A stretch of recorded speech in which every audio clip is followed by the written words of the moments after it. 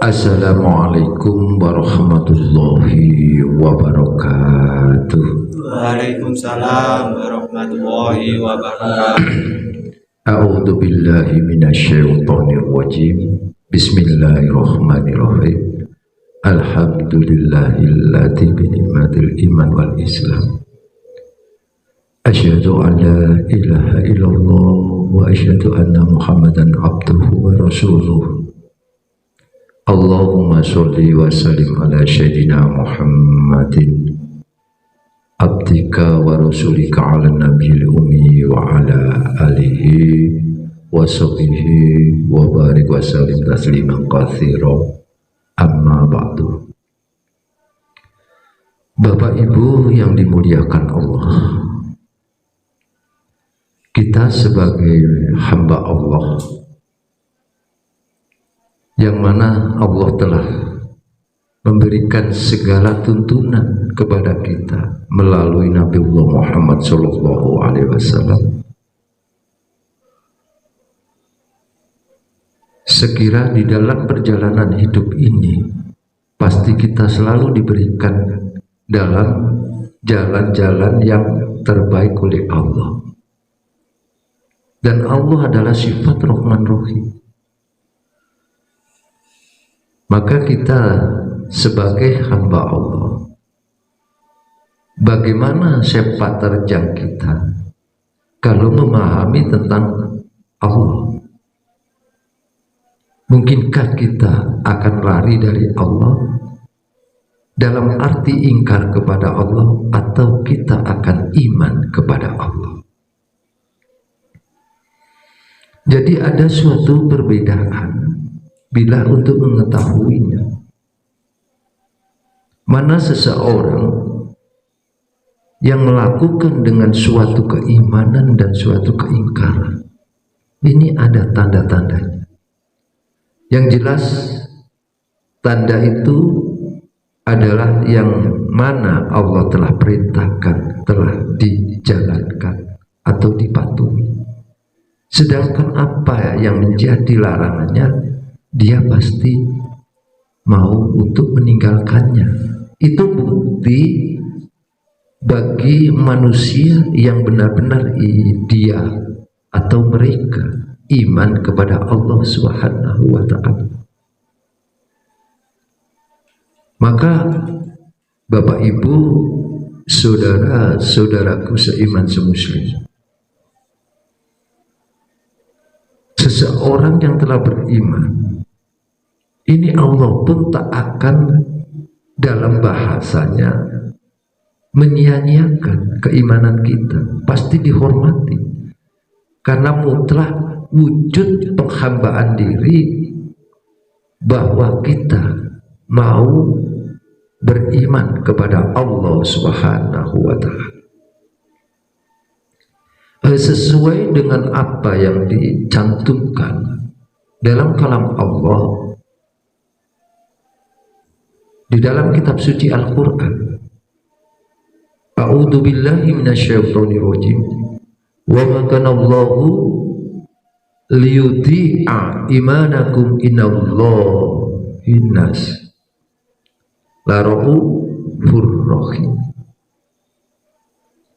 Wa ma kana Allah, dan Allah sekali-kali liyudhi'a tidak akan menyia-nyiakan imanakum, iman kalian. Innallaha nasi laraufur, karena sesungguhnya Allah adalah zat yang maha pengasih, lagi zat yang maha penyayang kepada semua manusia.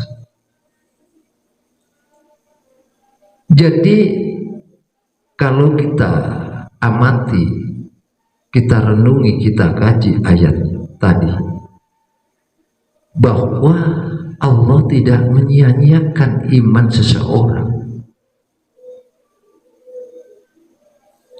dengan mewujudkan sifat Rahman Rahim Allah kepada manusia, yang dinilainya adalah tingkat keimanannya. Kalau kita Bapak Ibu benar-benar beriman kepada Allah, pastilah Allah akan memberikan jalan petunjuk kepada kita. Seandainya dari sebalik kata itu kita ingkar kepada Allah, maka Allah pun tak akan memberikan suatu jalan yang terbaik untuk kita, karena kita berani menjauhi daripada Allah dan tidak mau untuk beriman kepada Allah. Maka nilainya seseorang, mulianya hamba yang beriman itu sangat tinggi. Sesuai dengan apa yang disampaikan atau yang diterangkan dalam suatu hadis, akmalul mu'minina imanan aksanuhum khuluqan. Orang mukmin yang paling sempurna imannya adalah orang mukmin yang paling baik atau bagus akhlaknya, atau dalam bahasa budi pekerti, sifat diri manusia itu sendiri. Dengan tegas bahwa dalam hadis tadi, orang yang beriman atau dalam artian orang mukmin yang paling baik atau bagus adalah akhlaknya. Jadi akhlak inilah yang menjadi tujuan kita untuk menerjemahkan di dalam kehidupan ini, sesuai mana Rasulullah berakhlakul karimah. Walaupun kita ini orangnya beriman, umpamanya, maaf Bapak Ibu dan saudara-saudara, kita ahli ibadah, dalam artian kita ahli dalam melaksanakan semua perintah Allah secara syar'inya, tapi kita masih melakukan akhlak yang ada di hati ini tidak dengan baik atau bagus sesuai tuntunan Rasulullah. Mungkinkah kita dikatakan orang yang mukmin yang baik atau bagus akhlak budi pekertinya? Pasti kita masih mendapatkan suatu cemoohan dari sesama manusia. Maka kalau kita benar-benar beriman dengan segala apa yang menjadi perintah Allah, undang-undang, peraturan Allah, maka lakukanlah di dalam diri kita untuk memperbaiki kolbun atau hati, karena akhlak adalah terletak di dalam hati. Dalam arti adalah itu iman. Jadi iman ini ada di dalam hati. Bukan iman ini hanya sekedar di bilisan ini, tapi banyak seseorang yang mengatakan iman kepada Allah, tapi dia bila dikasih, bila diingatkan, diberikan suatu pesan atau saling memesan atau nasihat menasihati dalam kebenaran atau dalam yang hak tentang agama Allah, dia terangkan umpama perkara yang halal atau yang haram, dia mengelak, padahal dia juga melakukan secara tuntunan rukun iman dan Islamnya. Akan tetapi kenapa masih melakukan hal yang masih melanggar di dalam dirinya? Berarti mewujudnya dalam wujud perilaku yang zahir kelihatan tampak baik, tapi perilaku yang batin dia jarang sekali untuk mengoreksi.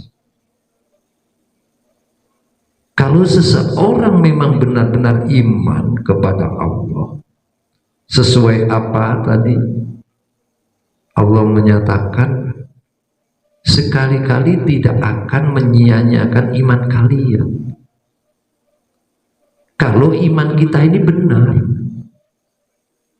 karena iman ini adalah awal.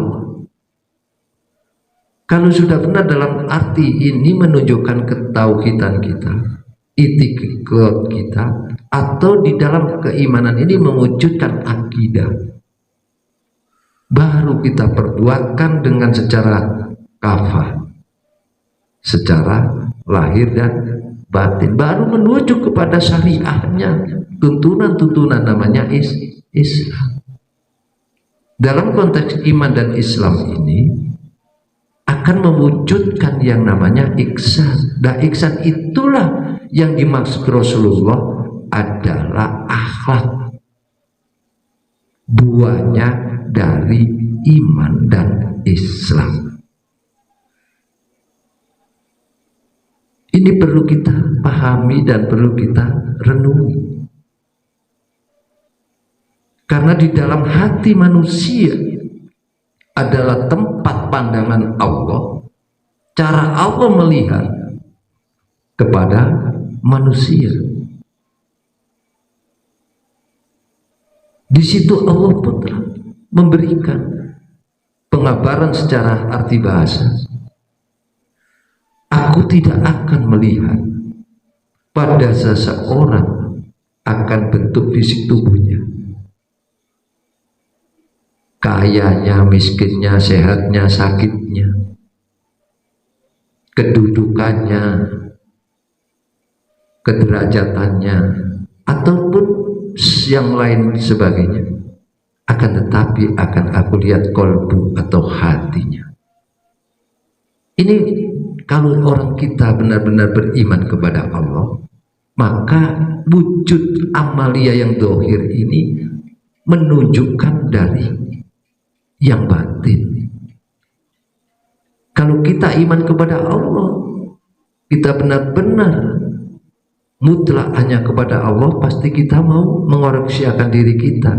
Bagaimana keadaan, situasi dan kondisinya, suasana hati ini, benarkah sudah ditanamkan menjadi aksan atau yang baik dalam arti berakhlak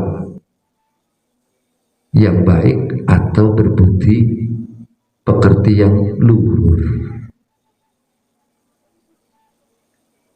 Difatwakan dalam fatwanya Nabi kan jelas, mamin kolbi illa huwa baina asaw wirahmat. Tidak ada satu buah hati kecuali ia berada di antara jari Allah atau zat yang ar-Rahman. Kenapa dalam fatwa Nabi ini dikatakan hati manusia di antara jari-jari Allah? Coba, itu menunjukkan dalam artian kodrat dan iradat Allah. Bila mana Allah itu adalah zat yang maha kuasa dan Allah adalah zat yang maha berkehendak. Jangan salah sampai persepsi. Kalau kita memang beriman, kenapa kita ambil suatu contoh? Nabiullah Adam alaihissalam dikala diingatkan oleh Allah, dia akhirnya masih taraf melanggar, walaupun hakikatnya ini adalah dengan kodrat dan iradat Allah yang mutlak. Akan tetapi Nabiullah Adam alaihissalam tidak menyalahkan kepada Allah, dia menyalahkan kepada diri pribadinya. Maka dia berdoa kepada Allah mengatakan, Rabbana dolamna anfusana, ya Rabb, ya Tuhan kami, betapa masih dolimnya diri kami ini. Ini bukti nyata bahwa dari Nabiullah Adam alaihissalam adalah berakhlak karimah. Karena yang disalahkan bukan masalah jin atau iblis atau istrinya yang tercinta atau Allah Subhanahu wa Ta'ala. Dia menyalahkan diri pribadinya. Maka dia meminta akan atas kesalahan dirinya, dia minta berdoa kepada Allah, wa illam taghfir lana wa tarhamna lanakunanna minal khosirin, dan ampunilah ya Allah ya Rabb atas kesalahan, atas kedoliman diri kami ini. Bapak Ibu saudaraku yang dimuliakan Allah, mungkinkah kita setiap ada perilaku kita secara lahir dan batin melakukan suatu pelanggaran dalam bentuk suatu kemaksiatan dohir dan batin, mungkinkah kita mengakui itu adalah kesalahan kita? Coba renungkan. Kalau Bapak Ibu kita semua setiap kesalahan, setiap menjadi suatu dosa, kecil besarnya suatu kesalahan itu kepada diri sendiri, atau perbuatan kepada orang lain, atau kita ingkar kepada Allah, berarti menunjukkan bahwa itu adalah kesalahan mutlak diri pribadi. Jangan salah persepsi, walaupun Allah adalah bersifat qodrat irodat. Ini perlu untuk kita jadikan kajian agar diri kita menjadi mulia, karena dengan adanya iman, yang mana iman itu sendiri tanpa ada kinerja kita dengan tuntunan mengikuti ajaran Rasulullah dan syariat-syariatnya, pasti kita akan salah untuk penilaiannya. Coba renungkan lebih dalam di dalam diri kita, ibarat kita kepada anak kita, punya anak toh kita semua, ya Bapak Ibu yang sama hadir. Kadangkala bagaimana perilaku anak? Seandainya anak itu setiap perbuatannya yang melanggar akan hukum secara syar'i,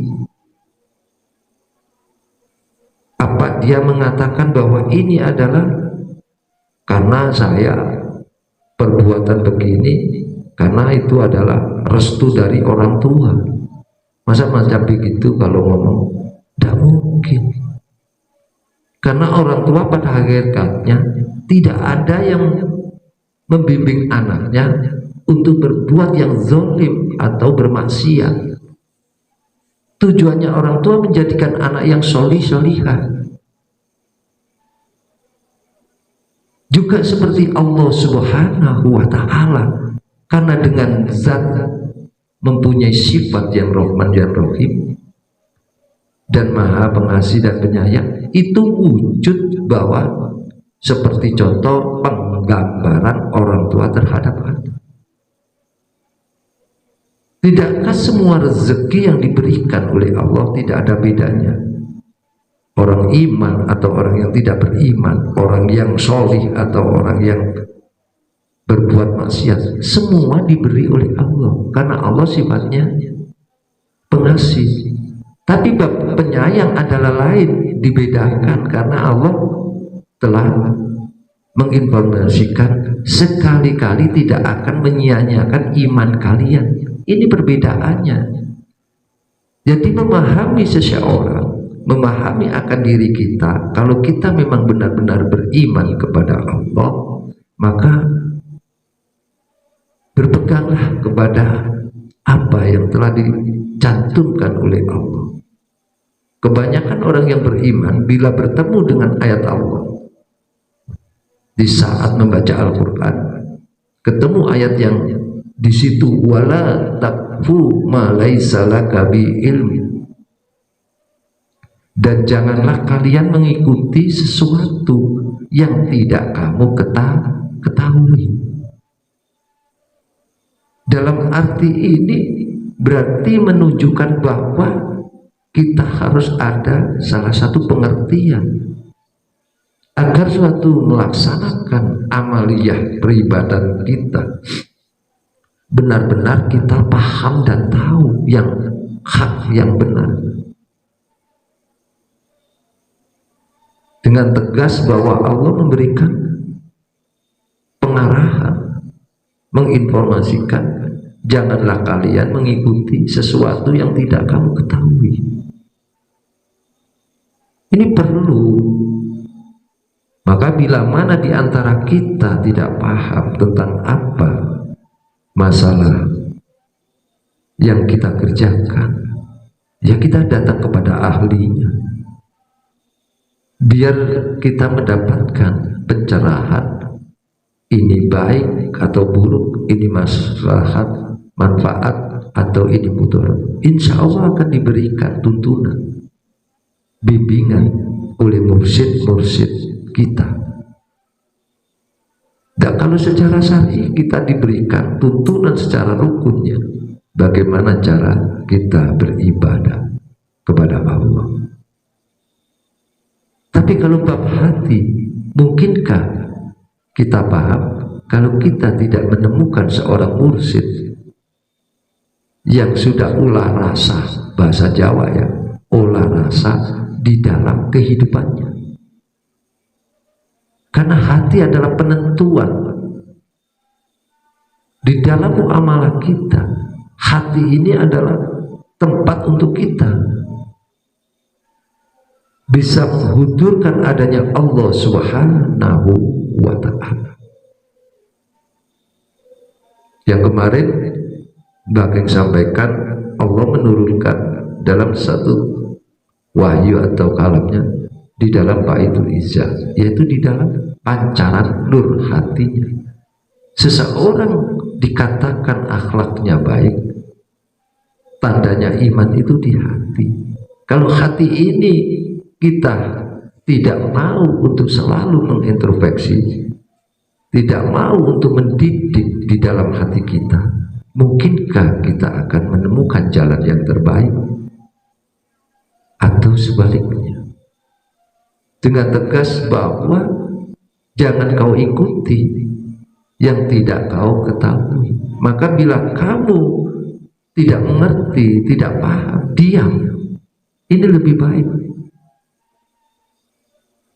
Lebih baik, karena diam adalah senjatanya orang yang beriman. Karena dengan adanya diam ini, dia akan bisa mengintrospeksi akan di dalam dirinya, dalam wujud basariahnya secara lahir dan batin. Tidakkah bahwa kalau kita salah melangkah akan tersesatlah kita? Karena jelas segala apa muamalah kita, inna sam'a wal basar, karena pendengaran ini, penglihatan ini, wal fu'adha, dan hati nurani ini, kullu ulaika kana anhu mas'ula, semua itu akan diminta pertanggungjawabannya. Coba kalau sudah dengan tegas ayat ini pegangannya, pedomannya ayat ini bagi orang-orang yang benar amantubillah, iman bersama Allah. Jadi tingkatan iman ini kalau secara dasarnya menjadikan suatu akidah, menjadi suatu keyakinan diri untuk mewujudkan muamalah kita, maka sangatlah dituntut bagi hamba Allah untuk beribadah kepada Allah. Wujudnya beribadah inilah yang lahir dan batin adalah iman. Maka seandainya seseorang tidak ada imannya, bagaimana dia? Mungkin perkataannya menyakitkan, sering berdusta atau berbohong, sering dalam artian mencemooh seseorang, meremehkan, melecehkan, banyak membuat keonaran, perdebatan yang mana sama-sama tidak memahami pada kebahayaannya lesan ini. Ini kalau orang yang tidak beriman kepada Allah, dia tidak takut kepada Allah, omongannya pasti seenaknya aja. Tapi kalau seseorang benar-benar iman kepada Allah, dia jaga lesan ini, telinga ini, mata ini, karena kesemuanya ada pertanggungan jawab nantinya. Inilah Bapak Ibu, saudara-saudaraku rahimahullah, sering pakai mengajar dalam artian ngaji sinau bareng ini agar kita menambah suatu tambahan ilmu Allah, bukan ilmu bakeng loh ya, sombong nantinya bakeng. Maaf, ini adalah ilmu Allah yang mana berpegang kepada dua yang ditinggalkan oleh Rasulullah. Umatku tidak akan tersesat bila mana umatku berpegang kepada satu tali agama Allah. Apakah tali agama Allah itu? Adalah Al-Quran, As-Sunnah. Di dalam Al-Quran diterangkan dengan jelas sebagai petunjuk, sebagai pembeda, dan sebagai obat pada diri kita. Dan As-Sunnah adalah suatu contoh yang diberikan oleh Rasulullah secara kepribadiannya. Kalau orang Jawa dikatakan ilmu laku, ilmu laku. Sebaik apa kita melakukan ibadah, tapi kalau hati kita masih kotor, ini tak bisa sampai kepada Allah. Benar, karena Allah adalah zat yang maha suci. Mungkinkah kita mau kembali kepada Allah membawa kotoran pada diri kita yang lahir dan batin? Mungkinkah diterima? Pasti akan tertolak. Ibarat aja kita datang kepada seorang guru kita, kita tidak pakai baju, kira-kira kita ditolak enggak? Ditolak, karena tidak sopan, masih membawa dengan aurat yang kotor. Tapi kalau kita pakai baju yang rapi, ya, datang kepada pimpinan menghadap, pasti diberikan, dihormati, silakan. Ini nyata seperti kita datang kepada Allah. Maka datangnya kita kepada Allah hanya satu, dengan membawa iman dan amal. Iman dan amal ini tidak bisa terpisahkan. Wujudnya adanya iman adalah mewujudkan suatu ilmu laku, yaitu amal perbuatan kita. Baik dan buruknya nanti pasti ada pertanggungan jawabnya. Maka di sini tanamkanlah keimanan yang sebenar-benarnya. Kalau memang kita semua, bukan saya menyalahkan antara satu yang lainnya, tidak menjunjung dalam satu yang lainnya saya sanjung, tidak. Kita kembali pengkajian diri. Sudahkah benar kita iman kepada Allah yang sebenarnya? Sudahkah benar kita selalu mengintrospeksi apa yang ada di dalam hati kita? Benarkah kita selalu menerjemahkan hidup ini di dalam muamalah kita ini, peribadatan kita ini, secara vertikal atau horizontal? Secara kita bersosialisasi sesama manusia, apa kita tanamkan budi pekerti yang baik atau akhlak yang baik, atau sebaliknya? Ini ada nilainya. Baik dan buruknya manusia, tandanya seseorang yang dimuliakan oleh Allah adalah hamba yang beriman. Inilah Bapak Ibu, maka kita dituntut oleh Allah agar kita selalu mendekatkan diri dan selalu belajar dan belajar agar menambah suatu wawasan. ilmu atau pengetahuan di dalam perjalanan hidup ini, yang akhirnya kita tidak sia-sia dengan segala muamalah kita, dengan peribadatan kita, kinerja kita, aktivitas kita. Tidakkah semua itu berdasarkan, berlandaskan a'malu bil niyah? Segala amal itu terdorong dari niat itu. Kalau niat kita baik, dengan tulus dan ikhlas, dengan suci, dengan benar, tidak ada pamrih sedikit apapun atau memberikan suatu manfaat apapun, keuntungan diri, insya Allah kita akan mencapai ke makom rodiyah. Akhirnya Allah pun akan memberikan tempat yang terbaik, bahwa Allah akan menjadikan kedudukan manusia itu dalam ridho Allah atau mardiyah. Makanya radiyah mardiyah, baru kita mencapai titik yang paling utama menuju kepada makom kamilah, kesempurnaan iman secara lahir dan batin, hanya mutlak tertuju kepada Allah Subhanahu wa ta'ala. Demikian Bapak Ibu, apa yang bisa Mbak King sampaikan. Ayo kita belajar bersama, menata di dalam diri kita. Kita dilengkapi oleh Allah, kalau bolehlah kita berkata bahasa Jawa, noto ati lan rasane diwujudno nang ilmu laku utawa perbuatan. Mulane ilmu iku angel lamun durung tinemu. Bisa tinemu dituku karo jenenge ilmu laku, yaitu perbuatan lahir dan batin. Demikian, ada kurang lebihnya kami menyampaikan mohon maaf yang sebesar-besarnya. Mudah-mudahan dalam kajian sinau bareng ini kita benar-benar diberikan kekuatan, dikuatkan akan iman kita, dikuatkan di dalam diri kita selalu dalam penghambaan diri kepada Allah sesuai petunjuk-petunjuk Allah dan sunnah-sunnah Rasulullah. Semoga kita selalu diberikan di dalam mahfirahnya Allah Subhanahu wa ta'ala.